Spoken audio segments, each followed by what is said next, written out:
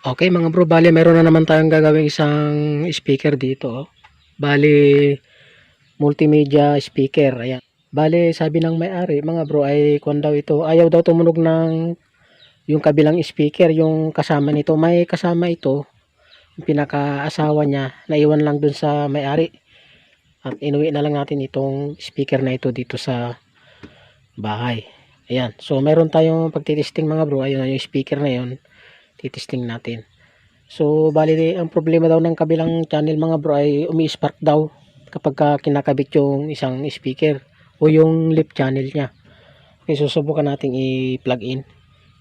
Plug in natin. Ayan. Tapos, power natin sa likod. Ayan, power natin. Ayun. So, gumana yung kanyang FM. So, lagay natin sa sa auxiliary. Ayun. Subukan natin ngayon. So, naririnig ko mga bro yung kanyang speaker ay okay naman yung pinaka-speaker dito sa loob. So, try natin.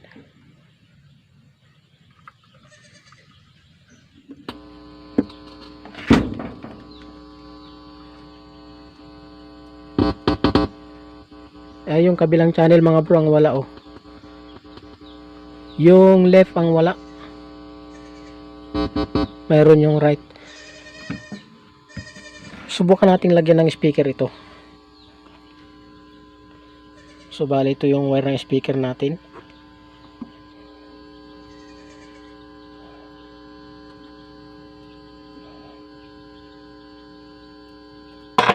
Ayun. Nako. So bali umi-spark mga bro yung ko natin.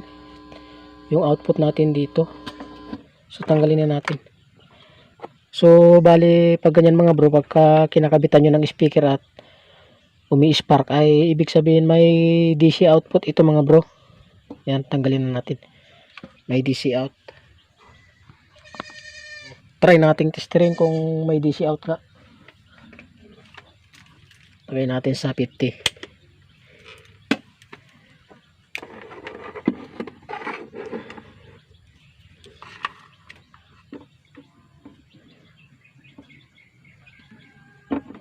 Yan. Ayan o. Oh. Mayroong DC out na 18 volt. Okay, so yan, patay muna natin. At tanggalin natin sa saksakan. Okay. So, i-check natin mga bro kung anong problema. Baka may problema yung kanyang transistor output. Okay, baklasin muna natin.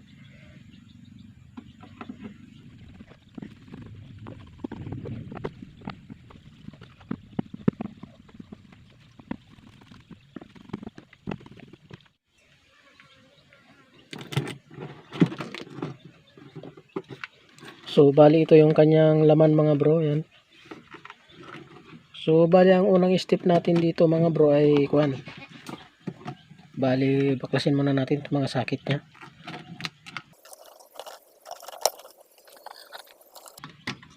Yan, tanggalin natin itong, ito yung pinaka-speaker niya dito sa loob. Output. Ayan. Okay.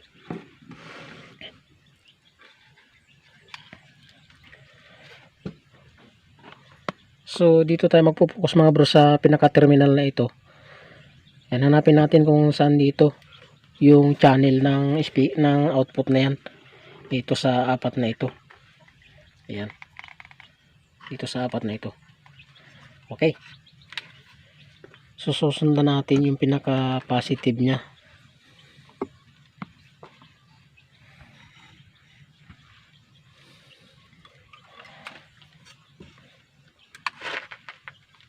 So, bali dito sa kulay red mga bro, yung pinaka-positive, itong itim na ito, automatic ito mga bro, ito yung ground. Ayan, ito yung positive. So, ito. Ayan o.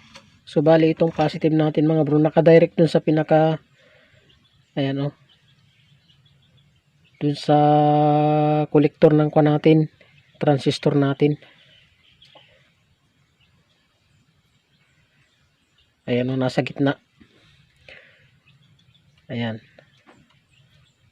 Tapos ito siya. Pumunta ron sa kabila sa may emitter ng transistor natin. Sundan natin. Bali ito. Dito tayo magpo-focus sa pinaka differential transistor ng mga ito. Ayan. So bali dito mga bro, itong portion na ito, mga resistor na ito, dito tayo mag-check. Kapag ka nabaklas natin ito at na-check natin ito kung okay ito, dito naman tayo magpo-focus. Tapos sa linya ng mga transistor na ito, sa mga resistor, di ka sa Zener diode. Ayan. Ayan o. Okay, so ang mangyayari, babaklasin muna natin yung pinaka dalawang transistor na ito. Ayan o. Ayan. Okay, so baklasin natin.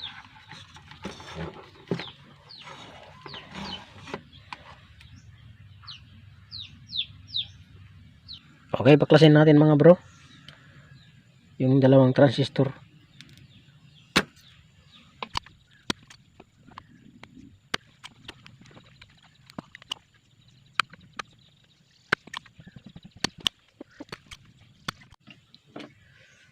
Okay, bali na pahigupan na natin mga bro ng panghinang. Ayan. So, tanggalin natin yung kanyang tornilyo. Ito troubleshoot natin. I-check muna natin yung kanyang dalawang transistor na yun, baka yun yung may tama o may leak o may shorted, kaya mayroon siyang DC output.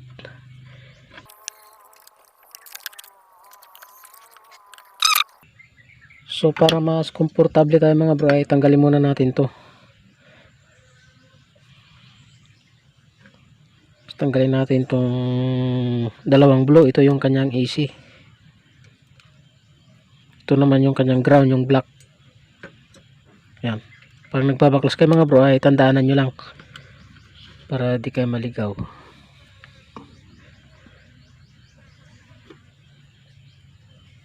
So maliit lang mga bro tong pinaka amplifier nya oh.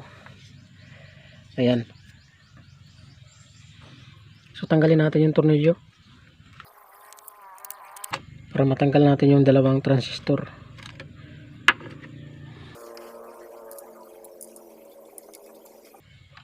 So step by step mga bro para maghanap sa kanyang DC output.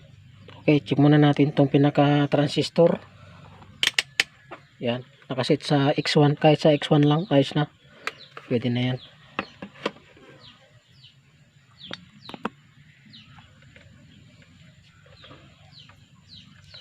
So kapag nasa kaliwa yung black test probe niyo mga bro, ganyan mag-tester sa sa transistor. Malalaman natin kung NPN to. Yan, pag ganyan ang forma ng tester, pag kinuha yan, dapat yan papalo NPN yan. Ayan, pumalo. Dapat pag binaliktad yan ay hindi papalo. Ayan o. Okay. Good. So ganun din sa isa mga bro. Pag pumalo NPN. Ayun, NPN. Tapos baliktarin natin. Okay, good. So ayos mga bro. Ayos yung dalawang transistor natin na yun. So dito mga bro, ang troubleshoot natin dito, ayan o. Tatlo lang yan. Kung hindi may open ang resistor dito, yan, mayroon ding leak na dyan, Zener diode o sa mga transistor na ito. Ito yung mga i-check natin. Ayan. So ang unang step natin mga bro dito sa board natin ay ihahang natin lahat yung mga resistor na nakahilira na yan oh. At i-check natin dyan kung mayroong open. Okay, so pahigupan natin ng soldering pump. Lahat. Ihahang natin yun. I-check natin lahat yung mga transistor, resistor. Yun ang unang step natin. Pagka good lahat ng mga resistor, susunod natin yung transistor. Mga transistor, isa-isahin natin, susuyurin natin.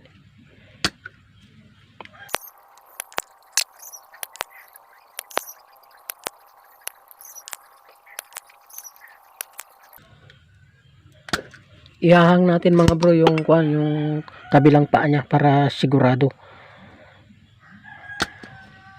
Kahit sa anong amplifier mga bro, ganyan gawin nyo. Pero kapag hindi hilira yung transistor ay pwede nyo isa-isahin. I-check lahat sa isang portion na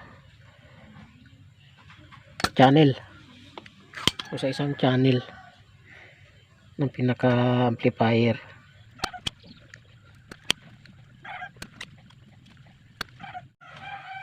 So napahigupan na lahat mga bro. Ang gagawin natin na ihahang natin lahat yan, oh.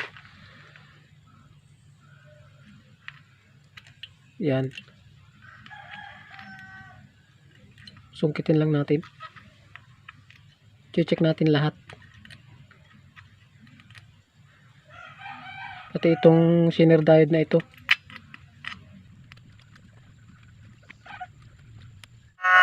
So i-check natin isa-isa mga bro.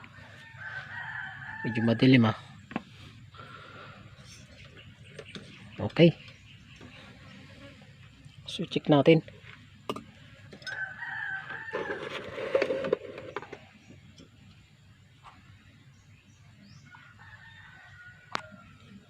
So para madaling ma-detect sa mga matataas ang value, set na lang natin sa set natin sa 1K. Yan, tapos 0 natin. Yan, pagdikitin natin tapos 0 natin para accurate yung reading.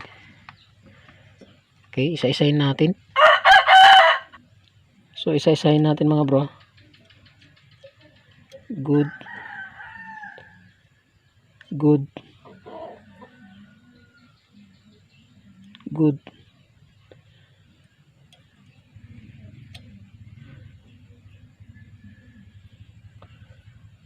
Good. Tapos yung diode.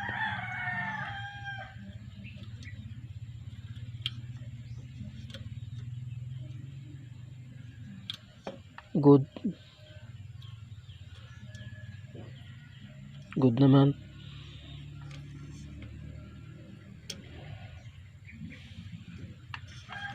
Nakikita. Good yung natin, Zener diode natin. Good.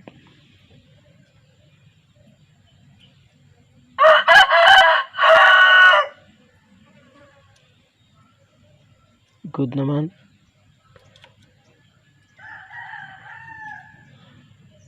Good.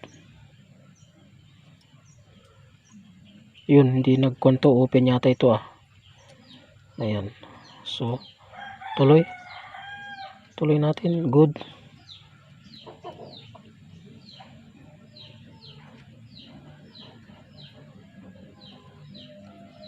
Good naman. Good. So bale may nakita ko dito mga bro na isang Ayan. Isang open na resistor ito. So i-check natin ulit. Ito So ayan mga bro, open Bali ang value nito ay 1, 2, 3, 4. Ika-apat. Ang value niya ay 33K. Ayan tatlong orange. Ayan ayaw pumalo open. So baklasin natin. Baklasin ko. Pang-apat siya. 1, 2, 3, 4. Pang-apat. So baklasin natin.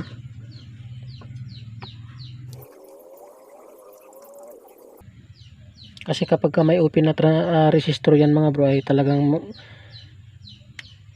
magda-divert yung ano natin, yung pinaka voltage natin na supply. Yan.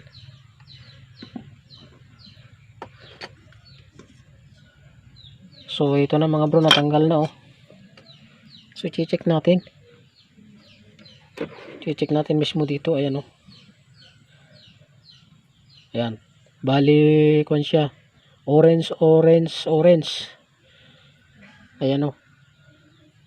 33k ohms. Okay, subukan natin i-test dito sa may ano, tester. Test natin ulit kung talagang open siya.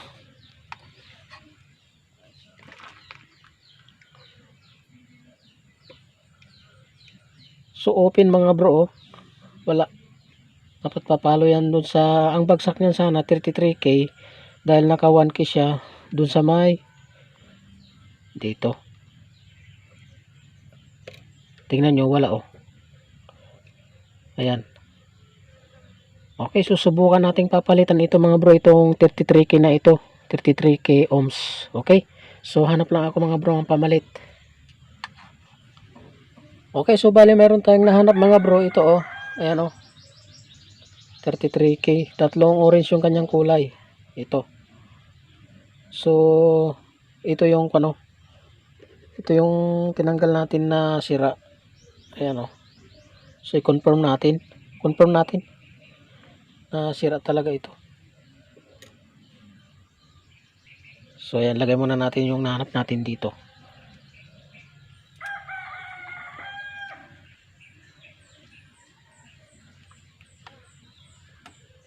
So check natin ulit.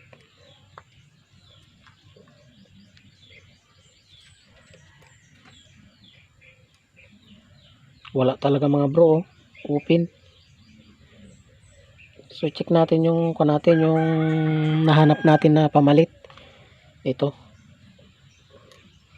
Check natin kung good. Okay, good siya oh. 33k. Ayan oh. Oh, ganyan sana mga bro, yan. Ganyan. So, yan, subukan nating ilagay dito. Lalagay natin dun sa pinagtanggalan natin, yun oh, yun.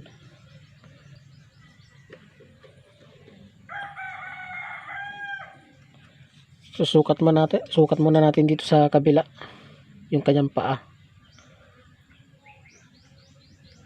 Ayan, ayos. Tapos, lalagay na natin. So, ipitin natin lang mga bro.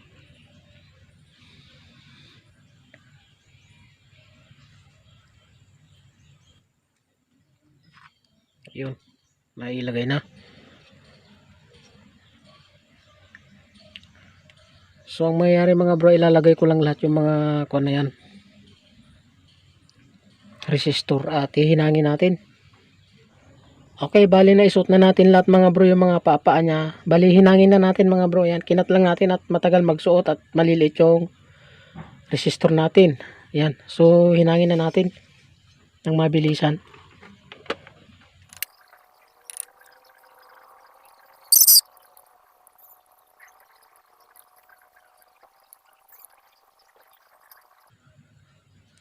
So ito na mga bro yung isang resistor na pinalitan natin. Hinangin natin yung kabilang paa niya. Ayan. So nahinang na natin mga bro. So ibalik natin ngayon yung kuan at titistingin natin kung mayroon pa siyang DC output o DC out. So balik natin yung AC natin. Yan, baliktaran tong kulay blue na ito. Wala siyang polarity. Galing transformer ito. Yan, tapos lagay natin yung ating ground.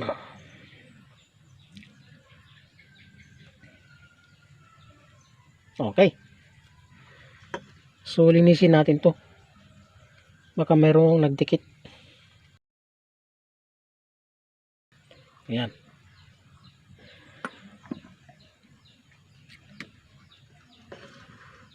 Okay, subukan natin isaksak mga bro yung pa natin. yung speaker natin, saksak natin. Test natin kung meron pa siyang DC out.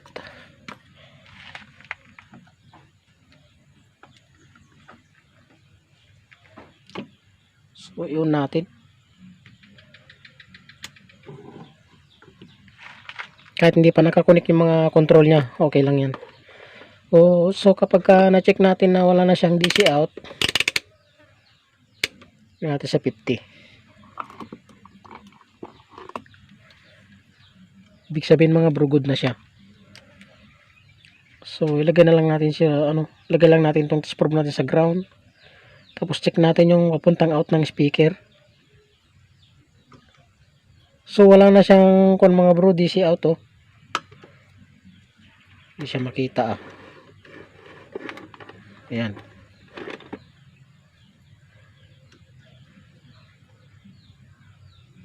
So nawala yung DC out niya.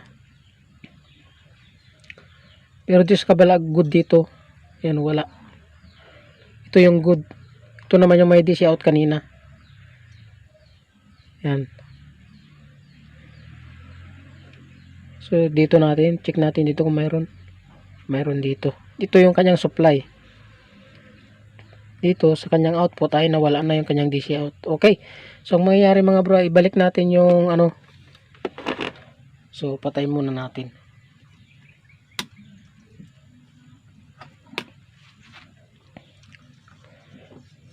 Balik muna natin yung mga transistor natin na tinanggal.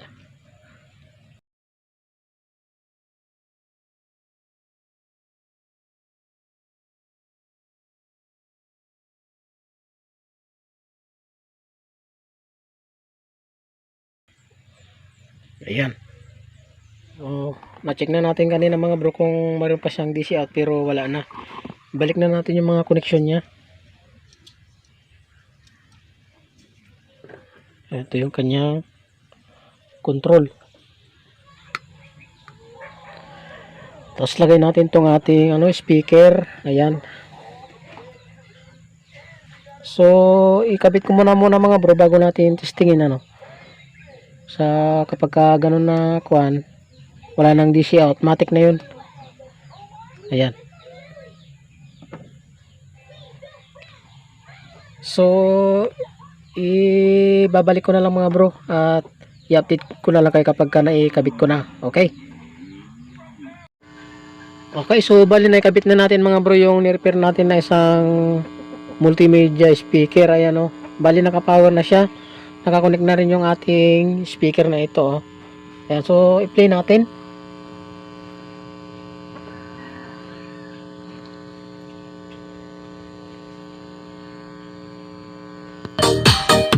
Okay.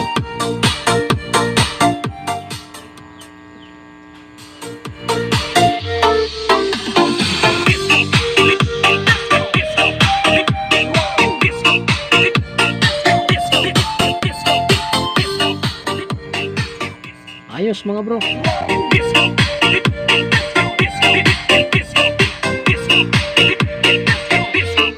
Okay. So ayos na mga bro yung repair natin na speaker. Ganun lang mag-troubleshoot isa na namang idea sa DC output. Okay. Ayos.